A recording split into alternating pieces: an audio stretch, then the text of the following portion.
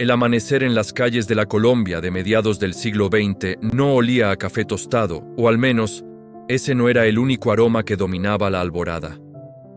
Antes de que el sol lograra rasgar la espesa niebla que cubría los cerros de Bogotá o las laderas de Medellín, el aire se impregnaba de un perfume crudo, industrial e inconfundible. Era el olor áspero y denso de la mezcla. Un matrimonio químico y casi mágico entre la gasolina corriente y el aceite de dos tiempos que quedaba suspendido en las calles empedradas a las 5 de la mañana. A este aroma lo acompañaba una sinfonía metálica. Un pam, pam, pam, pam agudo y ahogado en una nube de humo azul pálido, provocado por una bota de cuero desgastada que pateaba con fuerza el pedal de arranque de una máquina de acero.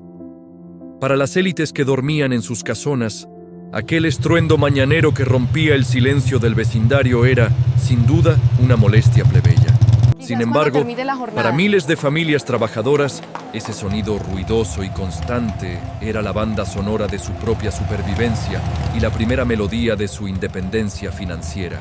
Era el sonido de un padre que, por primera vez en su vida, no tendría que gastar 2 horas de su madrugada caminando a la intemperie para llegar a la fábrica. Era el sonido de una hora extra de sueño, de la dignidad recuperada.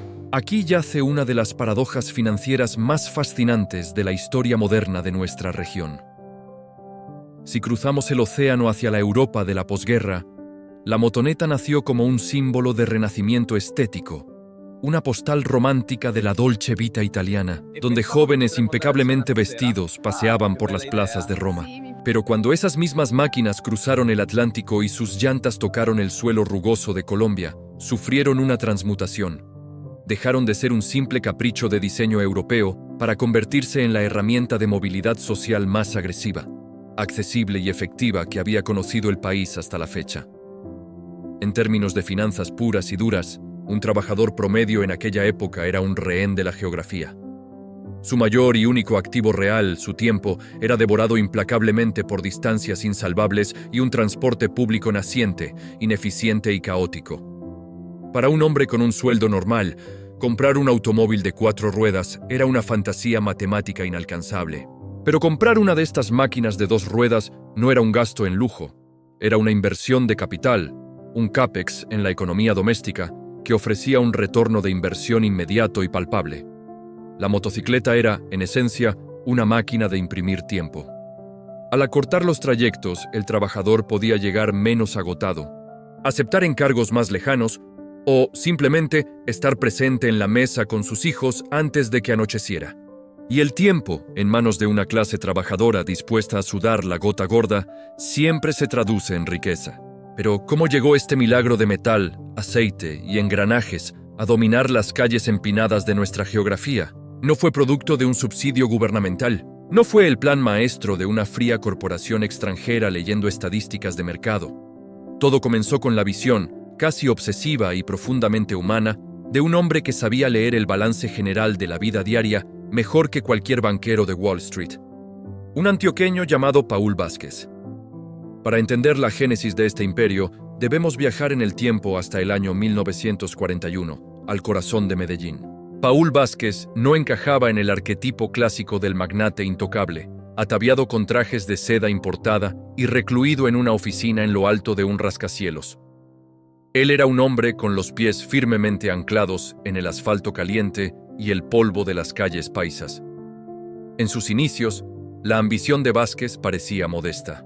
El 1 de septiembre de 1941, en un pequeño local anexo a una estación de gasolina en Medellín, abrió las puertas de un negocio llamado Autecotécnica Colombiana. El nombre, que pronto se acortaría cariñosamente a Auteco, escondía una operación sencilla: la venta de repuestos automotrices y el despacho de gasolina. Las vitrinas de madera albergaban cajas de bujías, correas y carburadores destinados a los gigantes del asfalto americano, las marcas reinantes de la época como Chevrolet y Ford. Cualquier comerciante con visión a corto plazo se habría dado por bien servido. Los enormes y pesados autos americanos eran el símbolo supremo de estatus. Sus dueños eran los únicos con el capital para mantener el negocio a flote. Pero Paul Vázquez poseía un instinto empresarial sumamente raro: la empatía financiera. Mientras despachaba combustible, no se limitaba a mirar los tanques de los coches lujosos. Él observaba la calle. Veía pasar los relucientes Ford V8 de los hacendados, sí, pero también veía a la inmensa mayoría que caminaba por las aceras. Veía a los obreros de las textileras, a los mensajeros, a los pequeños comerciantes que cargaban sus mercancías a la espalda. Vázquez comprendió una regla brutal de la economía que los grandes concesionarios preferían ignorar. El mercado automotriz estaba diseñado exclusivamente para el 1% de la población. El 99% restante estaba, en términos de movilidad, completamente desbancarizado. No existían opciones reales para el hombre de a pie. Fue entonces cuando su agudeza mental hizo clic. Comprendió que el verdadero crecimiento, ese crecimiento orgánico, expansivo y casi imparable, no radicaba en venderle un segundo automóvil a quien ya era rico, sino en entregarle la primera rueda a quien no tenía nada. Tomó entonces una decisión que cambiaría la fisonomía de las ciudades colombianas. Mientras todo el establecimiento comercial automotriz seguía mirando fijamente los grandes y costosos motores de 4 ruedas importados de Detroit, Don Paul desvió la mirada y apostó por las 2 ruedas. Se convirtió en un pionero absoluto al comenzar a importar motocicletas a Colombia. Las primeras en desembarcar fueron máquinas robustas, pesadas, diseñadas para el trabajo rudo. Marcas legendarias como las americanas Indian, la británica Ariel y las suecas Husqvarna y Monarch.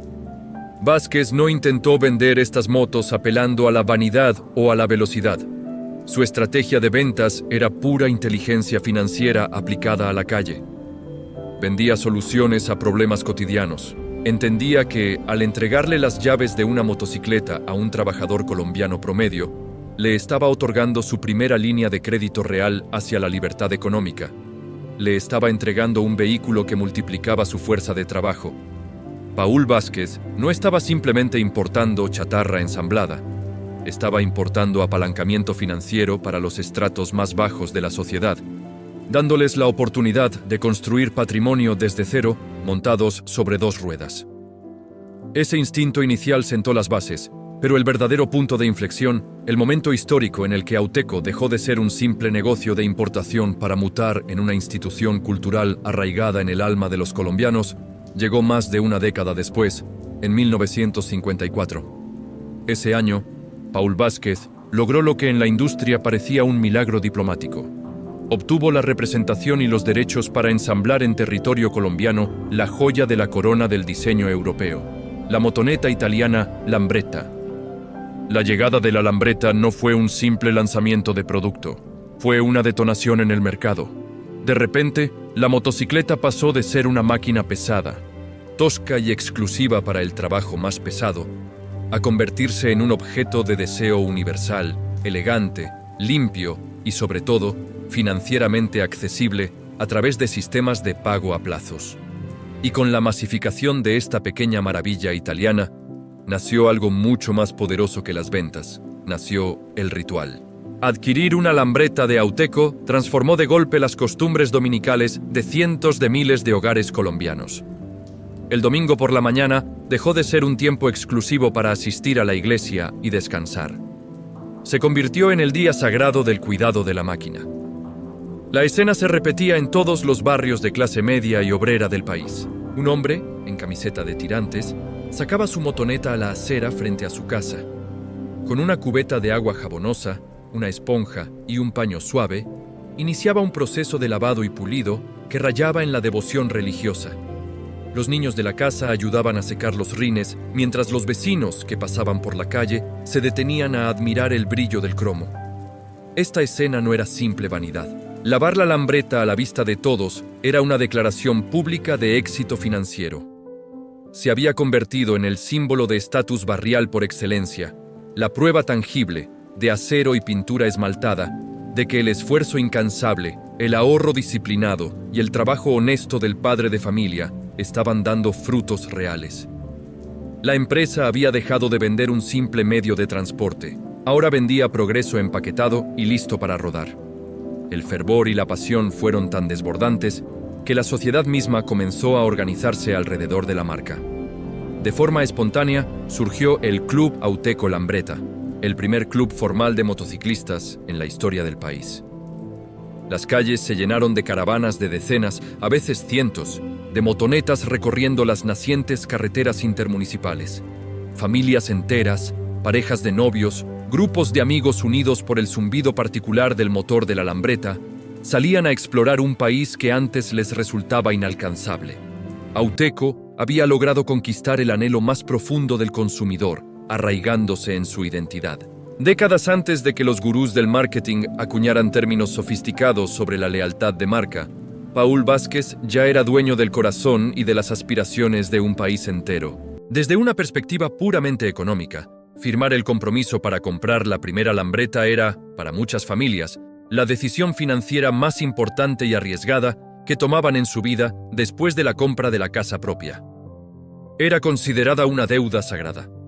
El modesto libro mayor de contabilidad de miles de hogares, esos cuadernos donde las madres anotaban los gastos de mercado y servicios, se reestructuró por completo para poder acomodar sagradamente la cuota mensual del Auteco. ¿Por qué aceptaban este sacrificio con tanta alegría? Porque entendían que esa máquina garantizaba el pan sobre la mesa, permitía llevar a los hijos al colegio a tiempo, acercaba a las familias separadas por la distancia y, por encima de todo, les devolvía la dignidad suprema de ser dueños de su propio destino y de su propio tiempo. Para 1961, el impacto era tan abrumador que el propio gobierno colombiano no tuvo más remedio que institucionalizar la revolución que Vázquez había comenzado en un pequeño local de gasolina. Le otorgaron a Auteco la primera licencia oficial de ensamble de motocicletas en la historia de la nación. Al año siguiente, en 1962, la empresa inauguró su imponente planta de producción en Itagüí, Antioquia. El círculo virtuoso se había cerrado. Paul Vázquez ya no solo traía el progreso desde el extranjero en cajas de madera. Ahora, ese progreso se forjaba con manos colombianas, soldadura por soldadura, ensamblaje por ensamblaje. La era dorada de la motocicleta en Colombia apenas estaba encendiendo sus motores, pero los cimientos, construidos sobre el asfalto duro, el sudor de la clase trabajadora y la visión empática de un hombre que supo leer las necesidades de su pueblo, ya eran completamente indestructibles. Para la década de los 60, la planta de ensamblaje en Itagüí ya no era un experimento. Era un corazón industrial que latía a un ritmo frenético. El ruido de las prensas metálicas, el olor penetrante de la pintura fresca horneándose sobre los chasis de acero y el desfile diario de cientos de obreros con overoles manchados de grasa eran la prueba irrefutable de que el sueño de Paul Vázquez había dejado de ser una simple importadora para convertirse en un titán de la manufactura nacional. Sin embargo, en el mundo de los negocios, el éxito temprano suele venir acompañado de un peligroso espejismo. La lambreta había educado al consumidor colombiano, le había enseñado el valor del tiempo y le había entregado una probada de libertad. Pero Colombia no era Italia. Nuestra geografía no estaba compuesta por bulevares pavimentados ni llanuras amables. Colombia era, y sigue siendo, un país fracturado por 3 cordilleras imponentes, un territorio de trochas polvorientas, lodo espeso y pendientes que desafían la gravedad. La elegante motoneta europea, con sus ruedas pequeñas y su carrocería refinada, pronto encontró su límite natural fuera de los perímetros urbanos. Desde una perspectiva de estrategia financiera, Auteco se enfrentaba a lo que los analistas modernos llamarían un techo de mercado. Habían capturado a la clase media urbana, al empleado bancario y al tendero de barrio, pero el verdadero volumen, la masa crítica necesaria para alcanzar verdaderas economías de escala, residía en el campo, en los pueblos alejados y en las barriadas periféricas que trepaban por las montañas. Producir más unidades reduce el costo marginal de cada motocicleta. Pero para vender esas unidades adicionales, Vázquez necesitaba una máquina que no solo fuera barata, sino indestructible. Necesitaba un vehículo que pudiera soportar el maltrato absoluto, cargar bultos de café, transportar familias enteras y sobrevivir a caminos de herradura sin desarmarse en el intento. La belleza italiana debía dar paso a la brutalidad utilitaria. Es en este momento de encrucijada donde el instinto de Paul Vázquez vuelve a brillar con una audacia que rozaba la herejía comercial. Mientras la élite empresarial colombiana miraba tradicionalmente hacia Estados Unidos o Europa en busca de alianzas, Vázquez dirigió su mirada hacia un archipiélago que apenas se estaba recuperando de las cenizas de la Segunda Guerra Mundial: Japón. A principios de los años 70, los fabricantes japoneses comenzaban a inundar el mundo con una filosofía de producción diametralmente opuesta a la europea. No buscaban el romance ni el diseño de autor. Buscaban la eficiencia implacable, la durabilidad extrema y unos costos de producción exprimidos hasta el último centavo. Vázquez sabía que si lograba inyectar esa disciplina financiera e ingenieril en su planta de Antioquia, dominaría el mercado por completo. Así nació una de las alianzas estratégicas más trascendentales en la historia industrial del país: el pacto con Kawasaki. Traer la tecnología de Kawasaki a Colombia no fue un simple intercambio de contratos y facturas. Fue un choque cultural colosal y una transferencia de tecnología sin precedentes. Los ingenieros japoneses, obsesionados con la precisión nanométrica y la eliminación absoluta del desperdicio en la línea de montaje, desembarcaron en un valle rodeado de montañas donde la cultura laboral era más cálida, intuitiva y a veces menos rigurosa. Pero Vázquez fungió como el traductor perfecto, no del idioma, sino de la visión de negocios. Él entendió que la alianza con Kawasaki le permitía a Auteco realizar un movimiento financiero magistral: reducir drásticamente el costo de los bienes vendidos, COGS, por sus siglas en inglés, manteniendo un precio de venta accesible, lo que engordaba los márgenes de ganancia operativos de la empresa y, al mismo tiempo, democratizaba aún más el acceso al crédito vehicular para el consumidor final. Cuando las primeras motocicletas Kawasaki ensambladas por Auteco tocaron las calles y, sobre todo, los caminos de tierra, el impacto económico fue sísmico. Modelos legendarios, robustos y ruidosos, con motores de 2 tiempos que no requerían un mantenimiento sofisticado, comenzaron a reemplazar a las mulas y a los caballos en el campo colombiano. Para el campesino y el agricultor de pequeña escala, la motocicleta japonesa no era un vehículo, era un tractor de 2 ruedas, un animal de carga incansable que solo comía gasolina y aceite. Y aquí es donde la magia financiera de Auteco transformó la economía rural. Antes de la llegada masiva de estas motos, el pequeño productor era víctima de los intermediarios. Al no tener cómo sacar su cosecha de la montaña, dependía de los dueños de los camiones, quienes dictaban precios de miseria por comprar los productos en la finca. La motocicleta rompió esa cadena de dependencia. Fue una herramienta de desintermediación perfecta. Un campesino ahora podía amarrar 2 bultos de yuca, café o plátano a la parrilla de su moto, bajar al pueblo de madrugada y vender directamente en la plaza de mercado al precio justo. Esa simple acción, multiplicada por miles de familias a lo largo y ancho del país, significó una inyección masiva de liquidez y rentabilidad directamente en los bolsillos de la clase trabajadora más vulnerable. Auteco no solo estaba vendiendo metal ensamblado, estaba entregando los medios de producción a quienes históricamente habían estado marginados del sistema.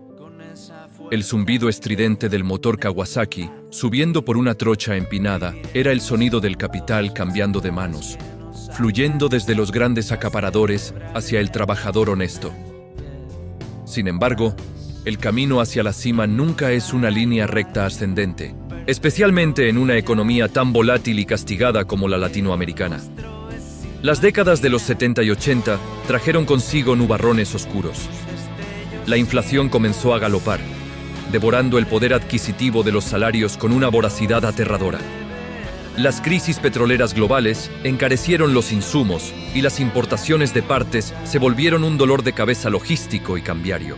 Cualquier empresa tradicional, regida únicamente por hojas de cálculo frías, habría reaccionado de la manera habitual, contrayendo el crédito, despidiendo personal, subiendo los precios de forma agresiva y enfocándose exclusivamente en los clientes de alto poder adquisitivo para asegurar el flujo de caja. Pero Paul Vázquez y la directiva de Auteco entendían un principio fundamental del crédito que los bancos tradicionales de saco y corbata jamás lograron asimilar: el valor incalculable de la confianza humana. La banca tradicional se negaba rotundamente a prestarle dinero a un mensajero sin historial crediticio o a un campesino cuyas garantías dependían del clima. los consideraban un riesgo inadmisible, un crédito subprime, antes de que se inventara el término. Auteco, en cambio, asumió ese riesgo. Se convirtieron, en la práctica, en una de las entidades financieras no bancarias más grandes y eficientes del país. Crearon sistemas de financiación directa, respaldados por letras de cambio firmadas a mano y la simple palabra de honor del comprador. ¿Era arriesgado? Por supuesto.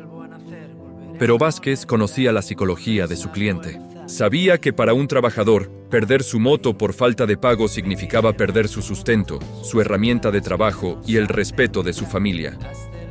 Un obrero o un campesino dejaría de comer carne, usaría los mismos zapatos rotos durante 3 años y trabajaría doble turno si fuera necesario, antes de permitir que le embargaran su motocicleta. Esta empatía financiera creó un escudo protector alrededor de la empresa durante las peores recesiones.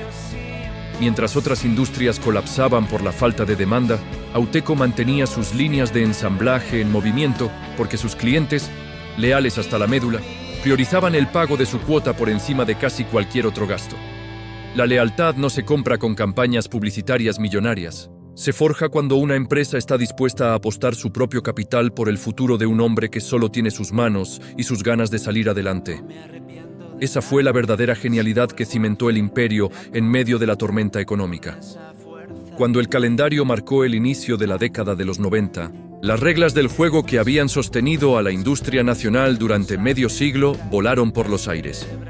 Los gruesos muros arancelarios que protegían a las empresas colombianas de la competencia extranjera fueron derribados por decreto gubernamental, dando paso a lo que la historia bautizó como la apertura económica. De la noche a la mañana, el puerto de Buenaventura dejó de ser un embudo controlado y se convirtió en una compuerta abierta de par en par, por donde comenzó a entrar un verdadero tsunami de productos asiáticos. Para Auteco, la amenaza era existencial. El mercado se inundó súbitamente de motocicletas chinas, máquinas ensambladas con materiales de dudosa calidad, pero con un argumento de venta letal e irresistible, un precio de remate. Para el consumidor promedio, asfixiado por el alto costo de vida, la tentación de comprar una moto a mitad de precio era enorme, sin importar si la máquina se desarmaba a los 6 meses. Era la trampa financiera perfecta, el espejismo del ahorro, a corto plazo que termina devorando el patrimonio a largo plazo mediante costos ocultos de reparación y una depreciación fulminante. La directiva de la empresa, heredera de la filosofía de Paul Vázquez, se encontró en una encrucijada brutal. Podían entrar en la guerra de precios, reduciendo la calidad de sus propios ensambles para competir en el lodo, o podían aferrarse a su prestigio y arriesgarse a perder su cuota de mercado frente a la marea de importaciones baratas. La respuesta a este dilema no se encontró en los libros de texto de economía tradicional, sino en una audaz mirada hacia un continente que muchos empresarios occidentales aún miraban por encima del hombro. En lugar de rendirse ante China, Auteco giró su catalejo hacia la India. El razonamiento financiero y estratégico detrás de esta decisión fue una obra maestra de lectura sociológica. La India, al igual que Colombia, no era un país de autopistas perfectas ni de consumidores con alto poder adquisitivo. Era una nación en vías de desarrollo, con una topografía inclemente, un tráfico caótico y una inmensa clase trabajadora que contaba hasta la última moneda antes de gastarla. Los fabricantes indios, liderados por gigantes como Bajaj Auto, habían perfeccionado el arte de fabricar motocicletas que eran, en esencia, tanques de guerra urbanos. Máquinas diseñadas para soportar el abuso absoluto, consumir cantidades microscópicas de combustible y mantener un costo de mantenimiento irrisorio. Al forjar esta alianza con la India a finales de los 90 y principios de los 2000, Auteco no solo estaba importando un nuevo catálogo de vehículos, estaba importando la única vacuna financiera capaz de inmunizar al mercado colombiano contra la chatarra desechable. Estaban trayendo tecnología probada en las condiciones más extremas del planeta, lista para ser democratizada en las empinadas lomas de Medellín, las calurosas avenidas de Cali y los barrios periféricos de Bogotá. El resultado más emblemático de este giro estratégico fue la introducción de un modelo que cambiaría para siempre la fisonomía de las ciudades colombianas, la Bajaj Boxer, y posteriormente la mítica CT100. Hablar de esta motocicleta no es hablar de cubicaje, caballos de fuerza o diseño aerodinámico. Hablar de la Boxer es hablar de la herramienta de rescate financiero más exitosa de la historia reciente del país. Visualicemos la situación económica de un hombre joven, de estrato bajo a principios del nuevo milenio. El empleo formal escaseaba. Los contratos a término indefinido eran una reliquia del pasado y el salario mínimo apenas alcanzaba para cubrir la canasta básica familiar. Para este individuo, atrapado en el círculo vicioso de la escasez, pedir un préstamo en un banco tradicional para iniciar un negocio era una utopía. Las puertas de cristal de las entidades financieras estaban cerradas con llave para quienes no tenían historial crediticio ni propiedades que hipotecar. Es aquí donde la Boxer entra en escena, no como un medio de transporte, sino como un activo de capital puro, el motor de una microempresa unipersonal. Gracias a los sistemas de financiación flexibles que Auteco había perfeccionado durante décadas, este joven podía adquirir la motocicleta entregando una cuota inicial mínima, a veces fruto de meses de ahorro extremo o de un préstamo familiar. Al momento de recibir las llaves, su estatus económico sufría una mutación instantánea. Dejaba de ser un desempleado para convertirse en un microempresario del asfalto. El análisis del retorno de inversión, ROI, en la mente de este trabajador era implacable y exacto. Él sabía perfectamente que el tanque de gasolina de su nueva máquina le rendía más de 200 kilómetros por galón.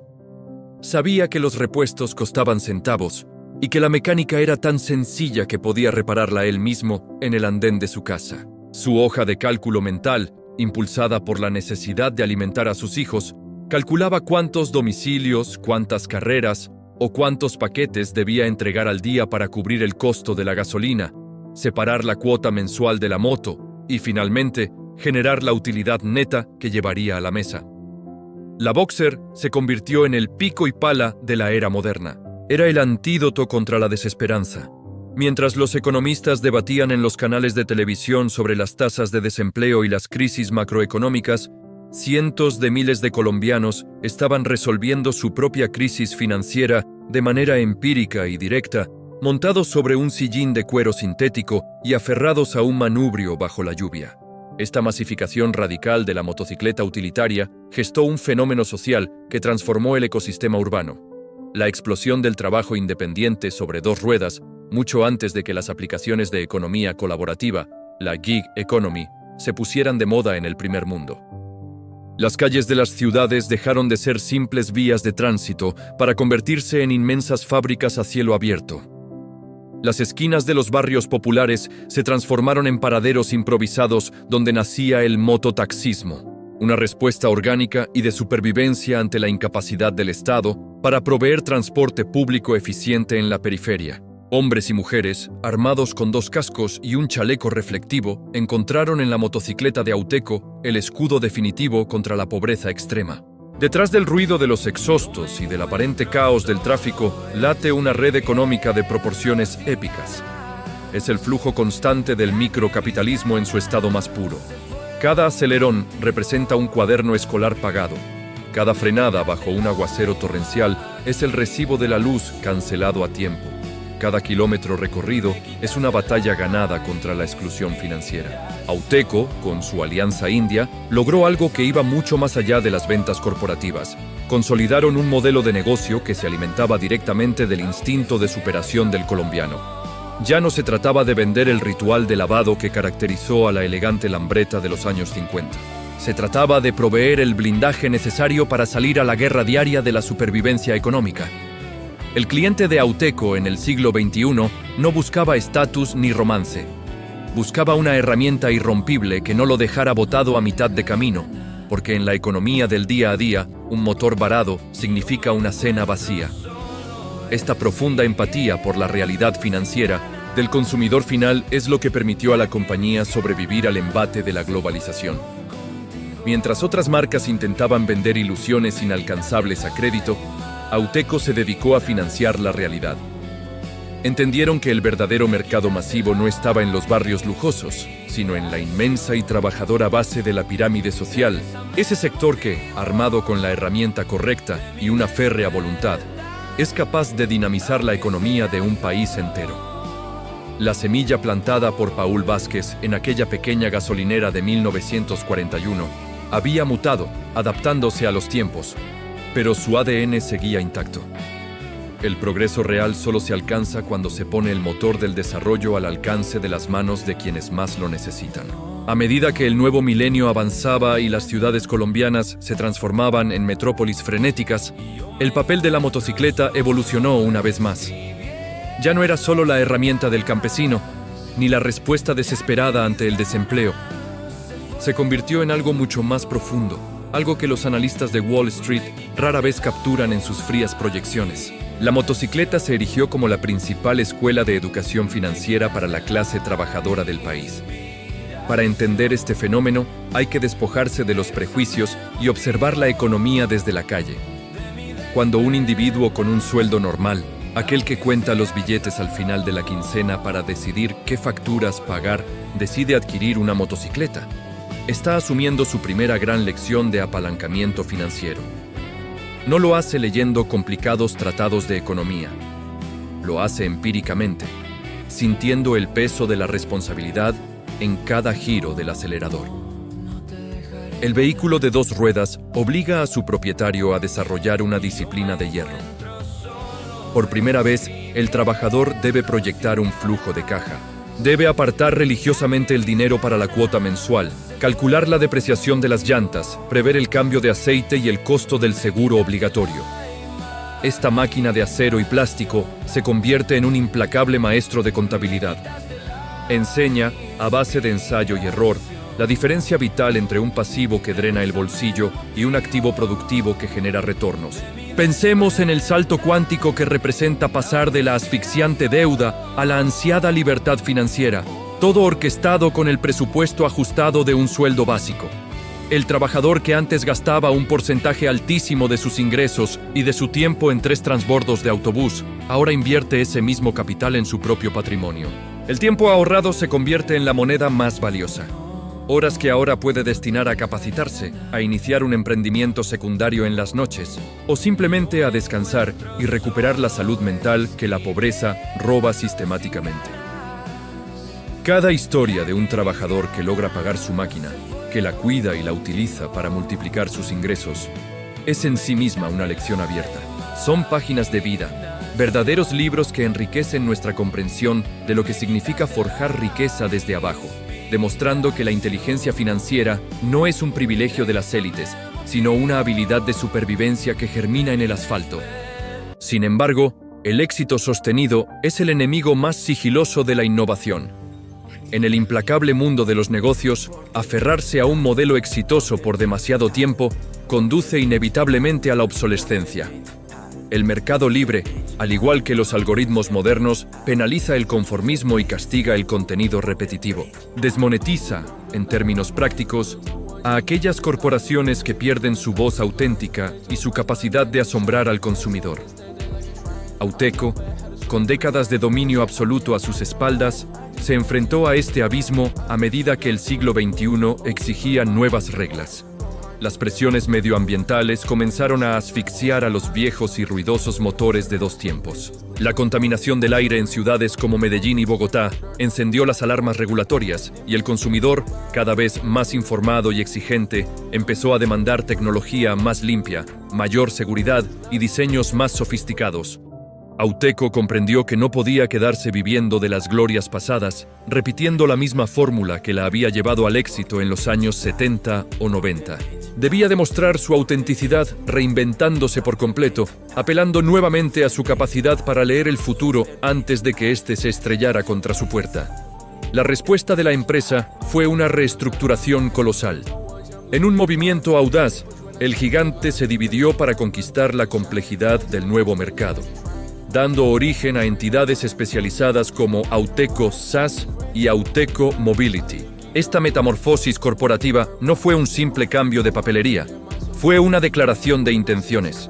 Mientras una división se enfocaba en consolidar alianzas de alto calibre con marcas globales de prestigio como la austríaca KTM, la sueca Husqvarna y la india TVS, elevando el estándar de diseño y rendimiento en el país, la otra división miraba directamente hacia la próxima revolución industrial, la movilidad eléctrica. Si Paul Vázquez hubiera podido asomarse desde el pasado al presente, Quizás lo primero que le habría sorprendido no serían los diseños futuristas, sino el silencio. Aquel estruendo crudo y el espeso olor a gasolina con aceite que definieron el despertar de Colombia en los años 50 comenzaron a desvanecerse para dar paso al zumbido casi imperceptible de los motores eléctricos. Con la introducción de líneas como Starker, Auteco volvió a hacer lo que mejor sabía: democratizar una tecnología que parecía reservada para los países de primer mundo. Trajeron las motocicletas y bicicletas eléctricas a las calles colombianas no como juguetes costosos para ecologistas adinerados, sino como la siguiente fase lógica del ahorro para el trabajador. Una vez más, la promesa era netamente financiera: eliminar por completo el costo de la gasolina y reducir los gastos de mantenimiento a una fracción mínima, conectando la máquina al mismo enchufe donde se carga un teléfono celular. Este salto hacia la sostenibilidad cerró un ciclo histórico perfecto. La empresa que nació importando repuestos pesados para autos devoradores de combustible, ahora lideraba la transición energética en las calles, demostrando una resiliencia inquebrantable frente a las fluctuaciones del mercado global, las crisis de la cadena de suministro y los cambios drásticos en la legislación nacional. Al final del recorrido, cuando las luces de la planta de ensamblaje se apagan y los números de los balances financieros se archivan, lo que queda de una corporación no es su cuota de mercado ni el valor de sus acciones. Lo que verdaderamente perdura es la huella que deja en la cultura y en la biografía de su nación. La historia de Auteco y de Paul Vázquez resuelve aquella paradoja que planteamos al principio de este relato. Nos enseña que el verdadero progreso económico de un país no se mide por la cantidad de vehículos de lujo que transitan por sus distritos financieros, sino por la capacidad de su clase trabajadora para moverse de manera libre, digna y rentable. Don Paul nunca fue simplemente un vendedor de motocicletas. Fue, a su manera, un arquitecto de la movilidad social.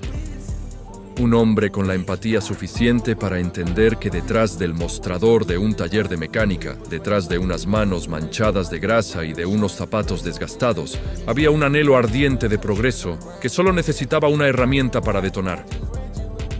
Él supo leer a su gente. Entendió que el colombiano no pide que le regalen el éxito, pide que le den los medios para salir a buscarlo por su propia cuenta. Hoy, cuando vemos el enjambre de luces serpenteando por las laderas de nuestras montañas al caer la noche, no estamos viendo simplemente un problema de tráfico. Estamos presenciando el flujo sanguíneo de una economía resiliente. Cada luz es un pequeño empresario, un estudiante que regresa a casa, un padre de familia que logró equilibrar sus finanzas y vencer a la adversidad.